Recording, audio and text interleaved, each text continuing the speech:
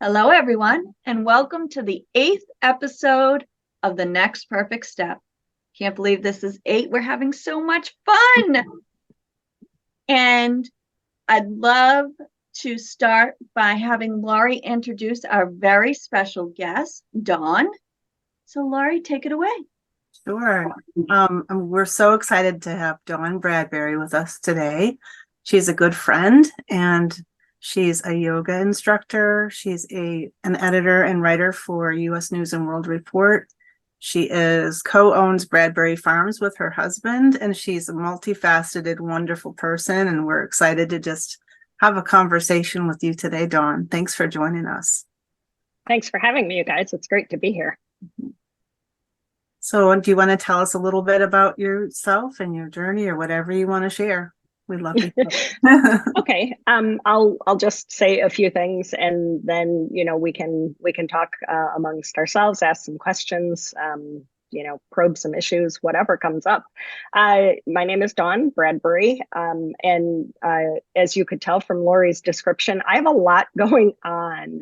And I love it that way. I am a yogi. I am a working woman. I am a farmer. I am a chicken mom. I am a cook and a passionate lover of nature and food and all kinds of things. Laurie, when she did the introduction, the first Laurie, she used the word balance. And that really resonated with me because as I was thinking about coming onto this podcast, I thought about my life and what do I want to talk about? What do I want to focus on? And it occurred to me that balance is a huge part of my journey, and it always has been.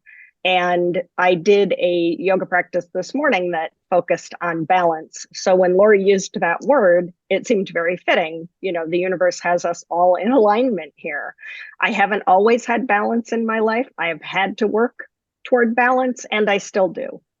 Every day is a step on the journey. But as I frequently remind my yoga students who are, anxious to achieve a certain pose or a certain movement, the journey, the destination isn't the goal. The journey is the goal. And so I like to think about that in terms of my life as well. That's great. So Dawn, that's a really good point about balance because so many of us want to have that work-life balance or family life balance. So what's your secret? Like how did you achieve that? Because that's a big thing for especially women, but men too. It's a big issue. It's a big issue for all of us in today's world. There's so much coming at you. There's so much demanding your attention. And everybody talks about how great it is to multitask. And sometimes I think the exact opposite. Don't multitask, focus. And that to me is a big part of achieving balance. I don't have the answers. Sometimes I am not in balance, and then I can feel it. I can feel it when my life is not in balance, when my energy is not in balance. And a key part of my journey is listening to that part of me that says, wait, something isn't in balance, and figuring out what that is and how I can go about regaining some balance or working toward it. Nature is almost always the first answer. Yes. Getting out in nature, step away from electronics, step away from your usual setting. I am a creature of habit. I have routine that I stick to. I have my green tea every single morning. But sometimes you need to break away from those patterns and break away from those routines to let your mind open and find what you need with balance. Like a lot of young working women, when back in the day when I was a young working woman, my balance was really out of whack, because when you step into that career world, it can overwhelm and start to dominate you.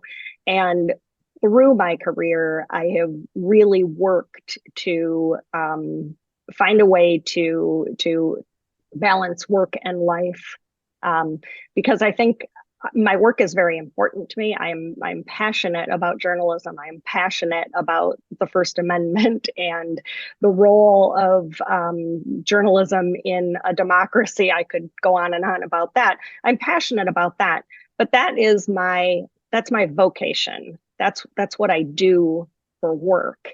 And I decided at a very young age that I wanted to keep my vocation and my avocation on separate paths. They mesh, they join, but they're two very different efforts in my life. So I've always worked to maintain interests outside of work that are just as engaging, that I'm just as passionate about. That's great. Well, I know that about you, that you're very passionate about everything that you do. And I want to just thank you for teaching me how to can pickles this past weekend. That was like something I've always been afraid to do, but she's got all the beautiful harvest and does a lot of canning and food preservation. And I just need to, so I got to learn from Dawn. That was nice. Yeah. It's fun, and it's fun to do it together as well. The sense of community, but we had a lot of fun. Our pickles are delicious. And in the winter time, when you open a jar of those pickles, you're going to feel a real sense of satisfaction that you provided for yourself. You didn't have to go to the store and pick up a jar of pickles. Nope, you made them. Well, another thing I wanted to touch on is what you said about nature. And Lori and I both also, that's our number one go-to, to a reset, right, Lori? You've always been connected with nature too. Yeah, absolutely. I think it's a beautiful reset. You can feel when you take a walk into the woods that you're just in a different space. And like Dawn said, it's really disconnecting, right? I've taken twice I've taken a weekend sabbatical, or whatever you want to call it, retreat, which was completely off the grid. No phones, no electricity, oil lamps. There really is something to it. The peace that you feel, and driving home away from that weekend is truly when you feel it, when you can feel yourself coming back online and you can feel everything coming back. You can feel the difference in your nervous system. So there really is something beautiful about taking, it doesn't even have to be a whole weekend, like Dawn said. It's just a walk in the woods or sitting outside, looking at the trees. There really is something that helps our nervous system and reset it, which is really, it's a beautiful thing to feel, to recapture in your life. Yeah. I agree. So Dawn, tell us about your space where you live, because you have a lot of nature there. Yes. So I'm a recent resident of New Hampshire. We moved here not quite 2 years ago, and we came from Michigan, and we lived in the city. We lived in a suburb, but very close to the city of Detroit. Very busy, very small property. And we decided that it was COVID. Life was changing. We all were in love with the possibilities that working from home afforded us. And my husband, Fred, and I decided that it was time for us to relocate, which we thought we wouldn't have an opportunity to do until retirement. But the blessings of work from home, remote work, opened up our eyes and gave us the possibility. So we came to New Hampshire, attracted by one particular property that looked on paper like it was, or looked on camera like it was absolutely perfect for us. And it wasn't, but we stumbled onto the perfect piece of property in Effingham. And we have a 10-acre piece of property that faces the mountains. On a clear day, which today is not, you can see Mount Washington from here. You can see Mount Shakura and several other mountains that I haven't learned the name of yet. Green Mountain is directly to our right and a lot closer than the others. But the view of the mountains and kind of that clarity of seeing everything that's around you, not just the property right here in our backyard, but we can see, miles and miles away. And we really love that. Our property is not fully developed. We have a lot of wooded area. And we turned our front yard into our garden because that's where we had the most flat and sunny space. So we didn't care about having a manicured front lawn or a picturesque garden of flower beds. I would love that, but that wasn't our goal. Our goal was to establish a large garden so that we could grow as much food as possible and become as self-reliant and sustainable as we could be. So that was our goal. So our front yard got leveled and turned into a series of garden beds that somehow seemed to keep growing. And then in our backyard we look out to the woods. There's a creek from the Pine River running through it, which you can see in the winter better than in the summer. And that's where we keep our bees and our chickens, in that back area. Great. And you have a Facebook page too for Bradbury Farms. Yes. You can follow Bradbury Farms on Facebook. We also have an Instagram presence, but we tend to be more active on Facebook because that's our generation. That's our electronic community. But you can follow us, and we talk all about all things growing and harvesting and preserving food, and occasionally a lot of other things creep in as well. It's pretty wide ranging. But those are all goals for us. Those were all things that we wanted. And I will say that if we go back to that theme of balance, remote work allows us to balance both of us working full time and running our little farm because we don't have a commute. And that has been a game changer in terms of time management and energy management. I always commuted to work in a very heavy traffic situation. We were going into downtown Detroit, coming out of downtown Detroit, and I found that commute really draining. And I would try to listen to podcasts or listen to audiobooks, or sometimes just sit in silence in the car to try to make the best of it. And for years, I thought I was making the best of it. But then when it was gone, I realized it was really an energy drain. Oh, that would be going into Detroit and rush hour traffic. Yeah. And now you have a complete opposite, peaceful, beautiful space. Yeah. Yes. Although if we go out on, Friday and Sunday in the summer, we have to think about where we have to strategize Route 16 because of the tourist traffic, but not so bad. But the space here it's very peaceful. It's very quiet. You can think, you can hear yourself think. Sunday mornings out in the garden, or a lot of mornings out in the garden, you don't hear anything but nature, just the birds and the wind, and bees, definitely bees. We have a lot of bees, ours and native bees, because we have planted a lot of things to attract all pollinators, because pollination is so important for our food supply.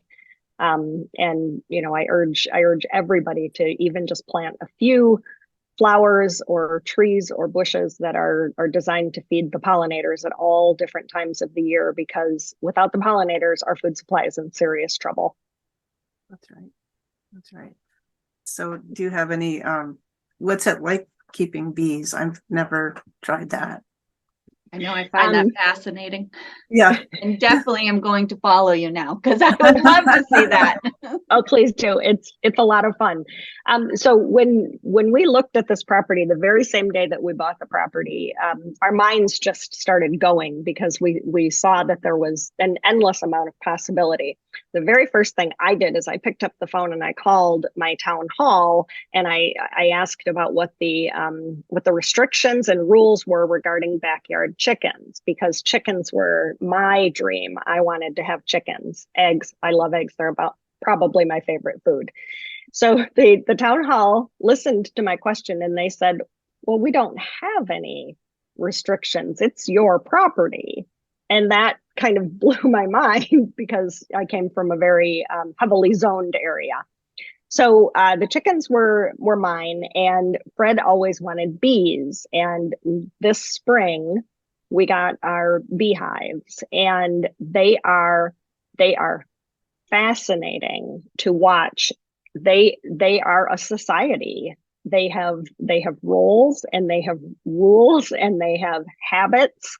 And I was supportive of the idea of getting bees, and I love honey. I want as much diversity in our own food supply that we can produce. So I was all for the honey. But I was a little afraid of the bees. And as I learned about them, and then once we got the hives and they started growing and living here, watching them, you don't need to be afraid. It's about knowing and respecting their laws of nature as much as we do our own laws of nature. I don't get in their flight path, and they have flight paths. They're like little airplanes with innate air control towers. They have flight paths. They have flight patterns. They have time patterns. The foragers go out and they collect the pollen and they come back between 3 and 5 in the afternoon, because they're all sensitive to the daylight. They come back between 3 and 5 in the afternoon, and so you know what path they're going to be flying in between 3 and 5. So don't stand there, and stand off to the side. Suit up if you're going to go deep into the hive, and inspect the frames and all of that. Fred, my husband, does most of that. But it's fascinating. And one of the joys of my week is to go stand out by our hive stand and to watch the bees come back with the pollen, and you can see it on their legs, little balls of pollen, and they're different color, and some of them are big and some of them are small, but you can see that they have gone out, they have procured what their colony needs, and they have brought it back for use by their community. I can stand there for a very long time watching that. And now when I'm out in the garden and I see a bee, I'll stop what I'm doing and I'll watch and see what they're doing. And you can watch them scrape the pollen with their legs, into the ball, and you can see them industriously working. So before I had bees, if there was a bee in my garden, I'd do this, like trying to swat it away. And now I just sit and watch it and observe and, take that time and breathe with the bee. And my husband, Fred, will pet the bees. He will pet the bumblebees, the big fuzzy ones. He has done that for years. So, I mean, they're considered livestock.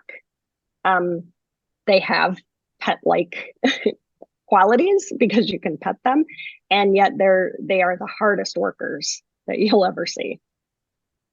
That's amazing. My husband pets the bumblebees too. Right? Yeah. I went like this far and then no.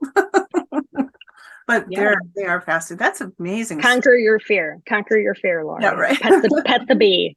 Right, right. They're And they beautiful. have so much to teach us. I mean, if we really do, if we Mhm. stop and observe, not only nature, but the animals have so much to teach us.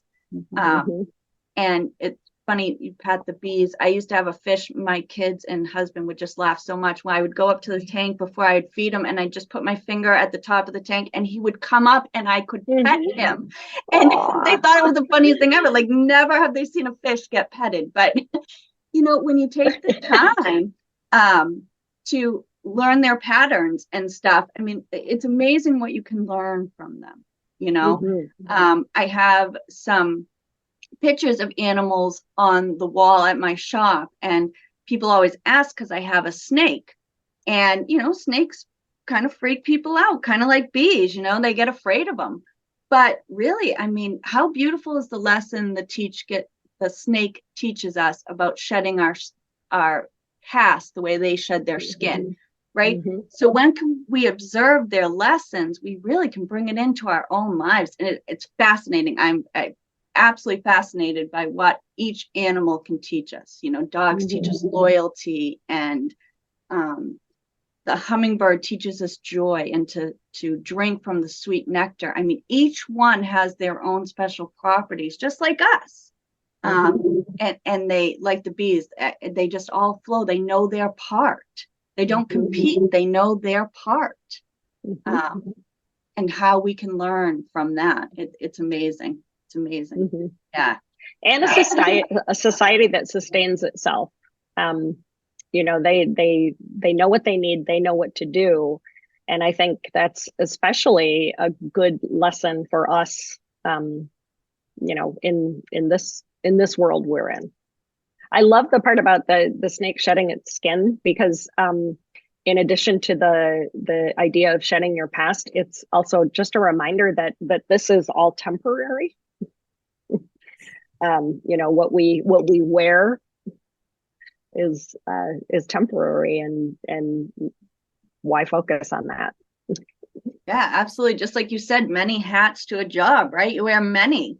So yeah, Mhm. we can change and evolve at any time. We could wake up in the morning and say, you know what? This is what I want to do with my life today. And we shed another skin, right? Mhm. Yeah. Yep, Yeah, that's absolutely. true. Yeah. Yeah. Beautiful. I have a bee question. Okay. I heard that sometimes the bees, when they will drink water, they'll take it back into the hive and use it like to cool it down. Is that correct? Um, I We lost your sound, Dawn. But I do know that the bees work very hard to maintain the temperature in the hive, both in summer and winter. And it wouldn't surprise me that they use water evaporation as part of that. Evaporation of the honey is another key function for them. They take the use their wings to cool the honey, to cool the hive, and to cause evaporation of the honey. Oh, interesting. Yeah. So they're Now, their own little HVAC system. That's neat. What did you say, Lori? I was just wondering, do you guys just make honey for yourselves, or do you sell honey out too?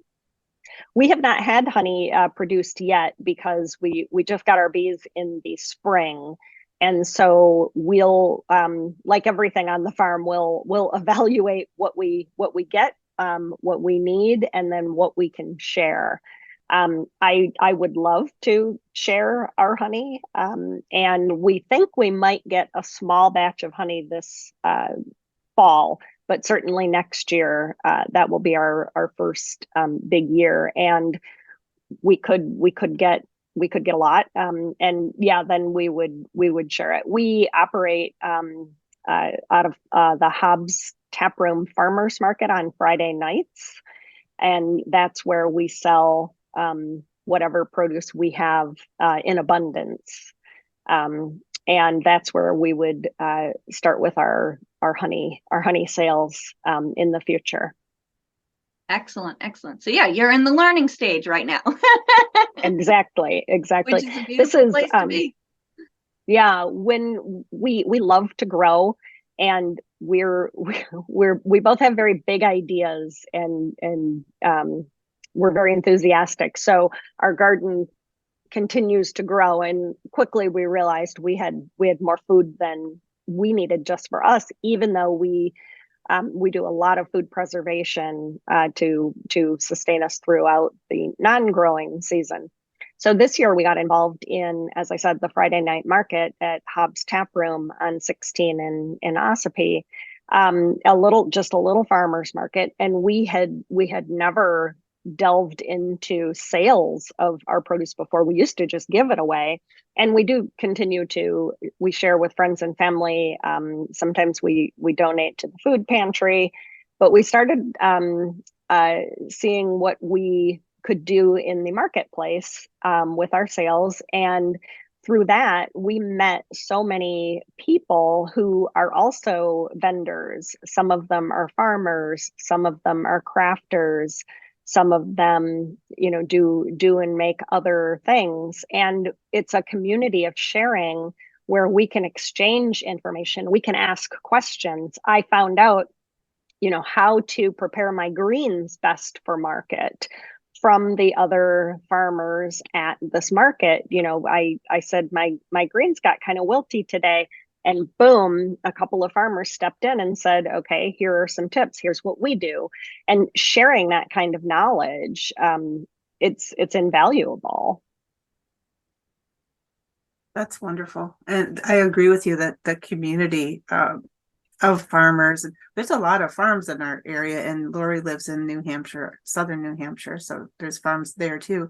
But I love that there's a lot of communities where people are invested in their food and local food and supporting local farmers. And if I were younger, I would love to be a farmer. But I admire what you and Fred are doing so much. It's just incredible. You have a lot of produce and a lot of great ideas and systems. So I've been enjoying watching the process when I can. Yeah, and it's especially Fred. He's kind of the engineer of the garden infrastructure. But we're both very conscious that we want to farm for the rest of our lives, and so we'll start to set up systems that we know will be sustainable going forward, because we're not 20 anymore, which I'm glad I'm not 20. That was those were some anxious, difficult years. You gain a lot with a lot of perspective with maturity, but we're always thinking about how to establish something that we can keep going, and again, the beauty of our farming community is not just supporting our neighbors and knowing and seeing where our food is grown and trusting in the local food supply. It's that creation of community. And I think about my experience at the market, where I get advice not only from farmers but people who are vendors in other ways. Somebody makes cards, or somebody makes purses, or somebody makes candles, and they can share tips about, say, marketing or pricing structure or signage. And it's a wealth of information available in your local community. I think back to when I realized that my greens weren't holding up after it was getting a little warmer. And those other vendors, some of them sell greens too, and they could have kept their information to themselves, and then maybe their greens would look better than mine at the market, or maybe they could hold the information to themselves about the how much they put in a bag and how they price it, so that they would have an advantage. But nobody thought about that.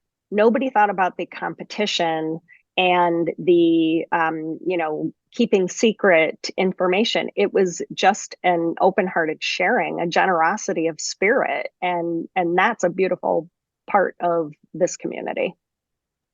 Yeah, you took the words right out of my mouth. That's actually what I was just going to say to you was, yeah, you we're led down this to this group, and you each show up with something, and you can learn from one another, and it is the openness of not holding anything back. Like, you're not competing. It's not getting one up on anybody. It's all of you growing together by showing up with something and learning from one another. I mean, that's just beautiful. That's the more of the community we need, right? That, like, me and Lori are trying to create, where we support one another, but we all show up with our own thing, and we expand together. That's just awesome. And I'm glad, you can see it in many communities around, that more and more people are getting out of that and growing together, right? Each showing up with something different, and we get to learn something new, and somebody gets to learn something from us, and it just feels good. Yeah. So and it's a reminder that we're not alone, that we are all in this together. Yeah, 100%. Yeah, we're all going through it. May look a little different, but we're all going through the same stuff, and our stories and our experiences can help somebody else, right? It doesn't have to help a large group. One person, right? One person makes a huge difference. I think love that. we're all wired for connection with each other rather than being isolated and separated. We need to be together. And I think this going forward, and some of the systems that are not working, people are saying, look, this is something that we need to do as a community to help each other, and not to fight or not to be on sides. So that's what I'm hoping for. And I'm seeing that in wonderful ways, like Dawn, you mentioned, and Laura, you mentioned. It's just, I think that's the way we need to go. Right. And I think it begins with us creating it, right? I mean, Dawn, you may not have created the farmers market, but you showed up and it was there. Somebody started it, somebody created it. And if we start creating it, then the more people create, start to create it in other areas. Absolutely. Yeah, it grows. And it's that encouraging and everything expanding. And Dawn, you were talking about an idea for yoga at the farm. That would be fun. So there's a lot of things you can do, even more things that incorporate your interests in the farm and the community. Bringing it all together. Yeah, right. Yeah. Yes, I would love eventually to do yoga at the farm, and because it's a beautiful, peaceful setting. I love doing yoga outdoors. In any occasion, any opportunity.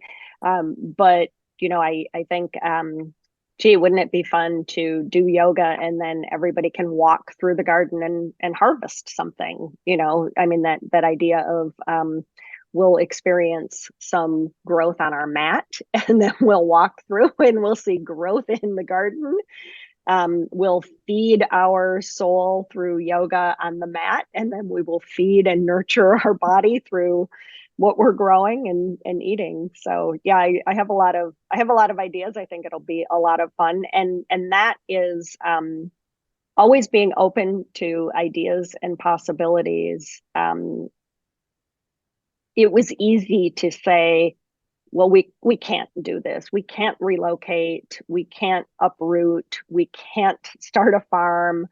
We can't. It's too much to try to do a farmer's market. But we've just had the idea that we'll try things, and some things work, and some things don't, and some things we stick with, and some things fall by the wayside, and that's just all part of the journey. At least we're not wondering what if, or what would it be like.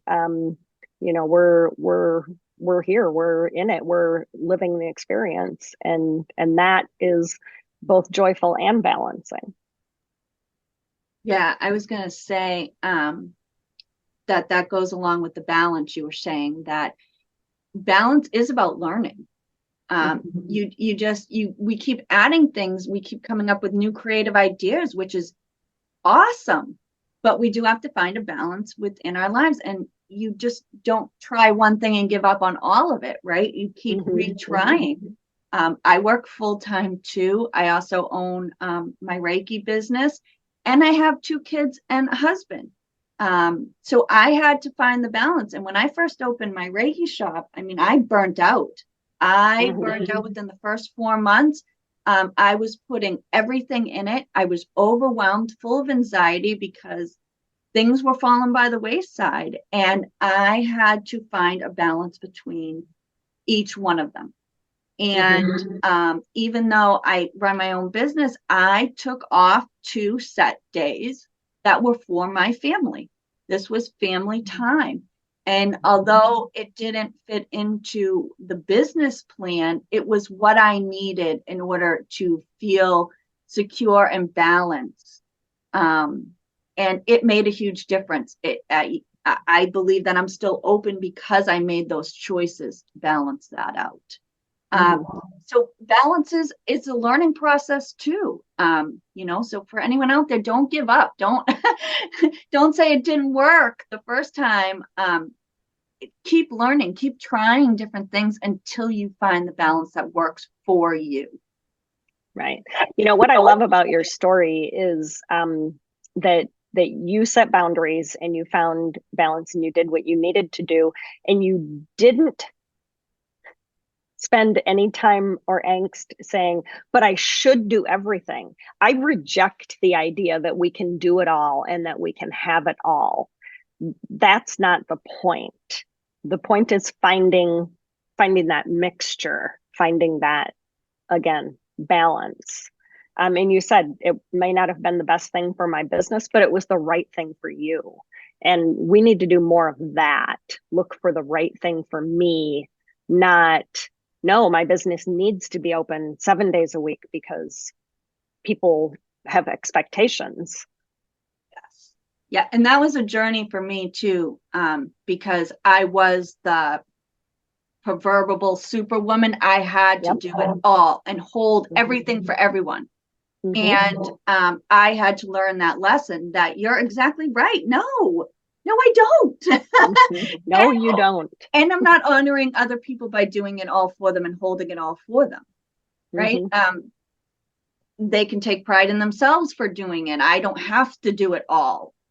Yeah. And then there was the journey, like you said, where, when you start your own business, I got to learn the lesson of defining what success meant for me.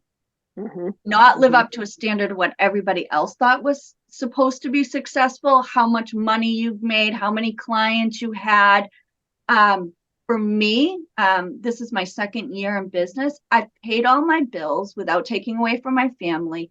I found a balance. Like you said, I found boundaries and a balance in my work. And to me, that's success. I feel successful. I'm happy where I am. Yes, my business could grow, but I feel successful because I'm happy with where I am. I get to do this I love. I still hold my job. I still get to do stuff with my family and get to do stuff for me. And I feel successful, and I got to define it. And that was an amazing journey for me as well. And, we have to stop living up to expectations and goals of other people and let other people define us. You get to define you. Are you happy where it is right now? Well, then you're successful. Right. And you do what you love. You do what you love. Like you said, don't say, well, I have to do this because so-and-so thinks I should, or this is what's expected of me. I think if you find your own passion and you live it, you're going to be so happy and so joyful just following your passion and what you like to do, because we're all different, but we all have something to bring to the table for each other because it's our passion. And that's what I think is great about what both of you have said. Yeah. So do you have anything else you'd like to share with us, Dawn? No, I think I've done enough talking. No, it's been great conversation. Yeah, this was a great conversation and very affirming. I guess the only other thing that I would add is I like to think about doing something you're passionate about, doing things that you love, doing things that feed you, and you're spreading that, because let's face it, you're a better person to be around than the anxiety and stress filled person who's trying to meet everyone's expectations and meet everyone's needs. We want to share community. We want to share our authentic selves with each other.